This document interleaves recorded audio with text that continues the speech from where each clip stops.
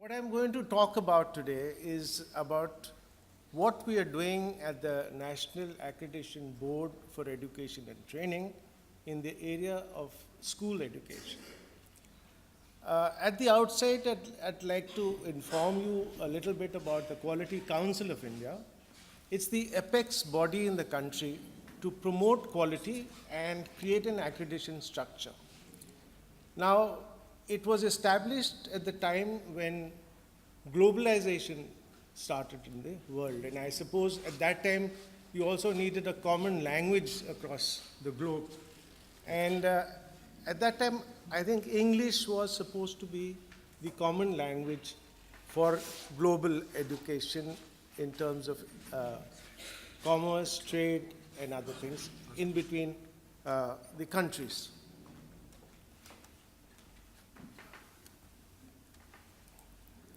So I'll just give you a brief outline of what my presentation is going to be. It's first of all the need for quality assurance in our school, the intent of the NABIT accreditation standard for quality school governance. And NABIT has actually come out with a standard in 2008 based on the recommendation of our then president, Dr. Abdul Kalam. Then I'll share with you the conceptual model of quality school governance. Now, we are coming from primarily the education on the quality process and what quality is all about. Our focus is on that as applicable to any process, whether it is teaching, learning, whether it is school administration, but actually it begins with governance, the top management. Then I'll talk about a little bit of what the quality process is, how we share it with the schools, and then quality education, what is the student outcome that we hope to have in quality. Then we'll give you an overview of the standard that we have, and then what we talk about, what is actually leadership in quality schools as we see it, and what is happening, some examples. Then the assessment for improvement in school systems. Now we are talking about a system as a whole. So it's not, a system as a whole has many aspects. So we have a checklist of about 50 parameters, and they cover up the complete standard. And this whole system is reviewed for performance, both in terms of the processes and the outcomes. Then I'll just flash a sample assessment that we made to give you a better picture of what an assessment of a school is from the point of view of the whole system. And then NABIT operations in school, what we are up to now, and what we hope to be 2019. This is the brief outline that I'll share with you.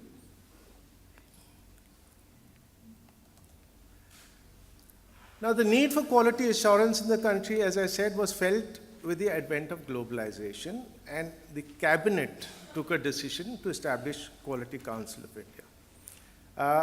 The National Board of Education and Training is a constitution board of the Quality Council of India.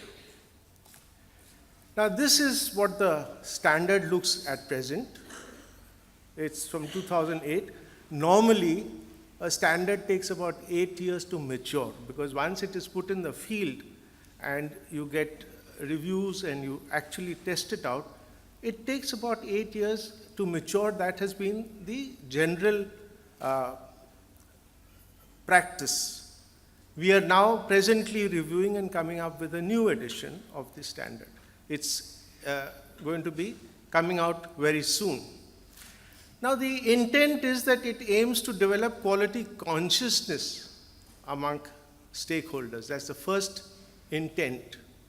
And provide educational services that aim to enhance satisfaction level of all stakeholders, which means the students, the parents, the management, and the community, with a view to provide holistic education and facilitate all-round development of the student.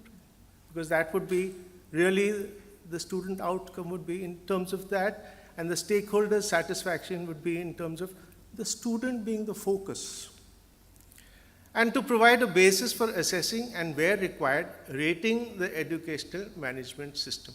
Now, the rating part we have so far, as far as accreditation is concerned, we don't have different levels for accreditation.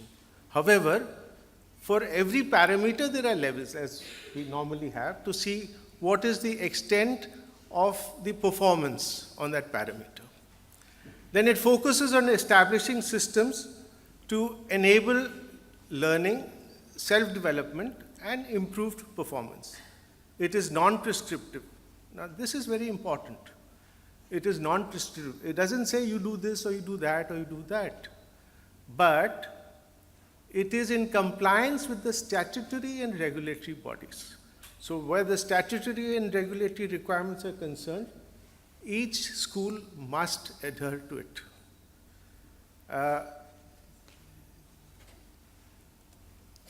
This is a conceptual model. So there is certain input dimension, a process dimension, and an output dimension of the system. Now, the output dimension is a holistic development of students, which means a capacity for lifelong learning. Now, through this process of schooling, the student should come out with a capacity to be a self-learner. That is the intent. And then there are many processes in every school at all levels, at the governance level, at the administrative level, at the teaching learning process. And in between, the inputs are actually the management quality, the student quality, and the teacher quality. The process is a world-renowned process. It is, you plan, you do, you check, you act, and improve. This is a cycle. And this is what whether this cycle, if you apply to anything that you do at an individual level, and you repeatedly do it, it becomes a habit. And that sets in as a part, becomes second nature.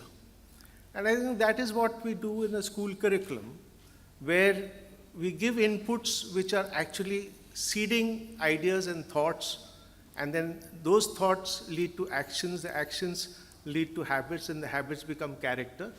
And that's what we hope to normally do in school education. So it applies to students there, but teachers are also lifelong learners. So we look at teachers as being continuing students throughout life. And that is our approach. And we share it with them whenever we go, just to reinforce, because we ourselves all the time are learning. So that's another thing, that whenever we go to schools, we share and we reinforce this fact.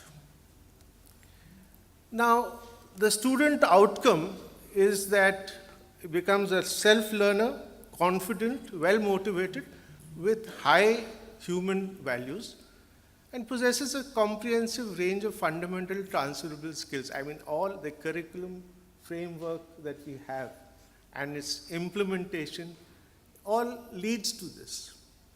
Be equipped to participate as a citizen of modern democratic society and have the skills, aptitude, and adaptability required to contribute productively in advancing the economy. Because the economy is actually another focus that the Quality Council of India has. Ultimately, that is what matters in this life, the economy of a country. And be enterprising and have a clear regard for sustainability.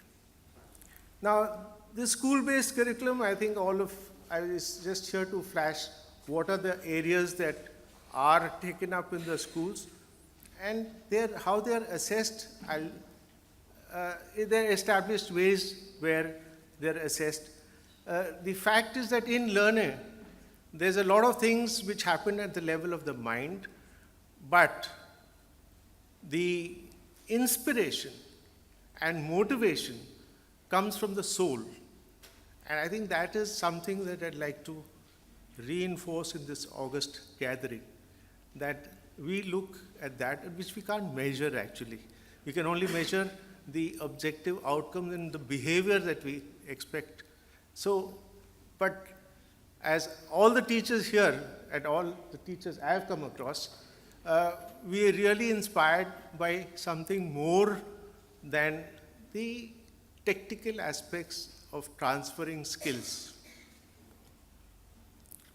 Now, here's a very interesting case which I just wanted to share with you. It was in a school where a teacher was trying to look at how to teach fractions to a class of class 5.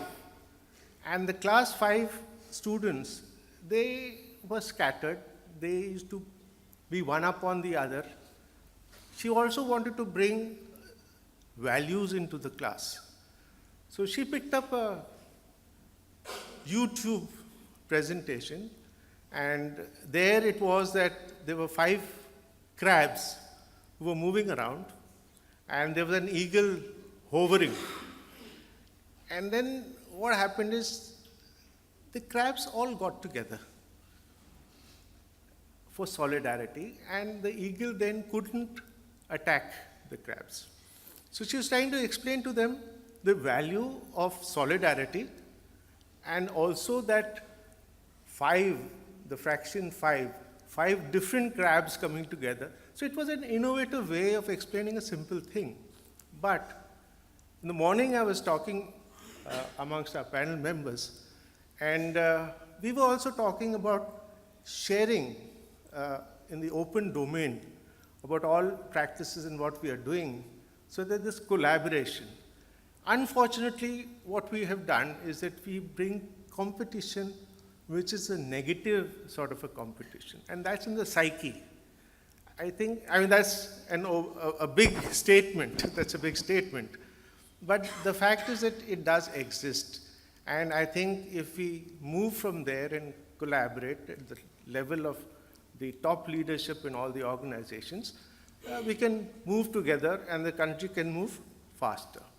Now, this is a quick overview of what the standard is. These are the clauses that are there. So there are 3 sections. One is the governance, one is education and support processes, and the third one is performance measurement and improvement. This performance measurement and improvement is on all the elements which are 50 in number, and each one has 6 levels ranging from 0 to 5. And they're established as, with objective evidence, what it is all about. So the whole system is assessed. The role of teachers and the role of management is given here. Teachers treat each activity with a predetermined outcome and create a process and resources and make sure that it happens. Then teachers determine the methods, and these methods change, they will actually fall short, and new innovative methods will naturally come, because no method can sustain itself for long. There's always change. So this is a philosophy which actually we observe in the schools. The role of management is to be role models. And this is something where it does happen, but in many places it doesn't happen. The assessment for improvement for systems of quality, a self-assessment process is there where the school makes a self-assessment for the whole system. And then NABIT assesses, they go for on-site assessments, and then the assessments happen. I'll show you a sample assessment of a school to give you an idea.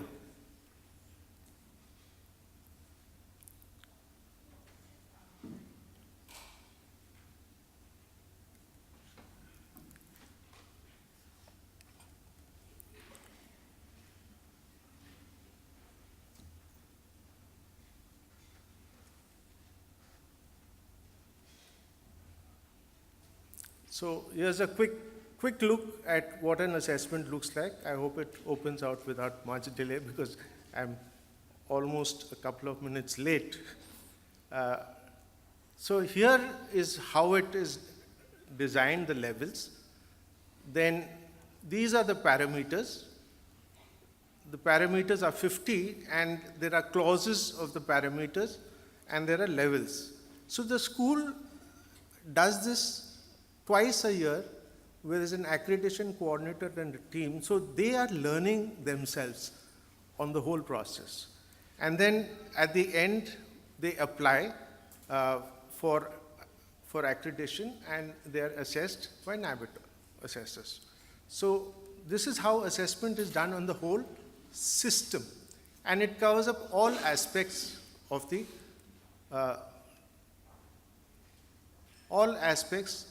standard. Now, here is where we are today. We are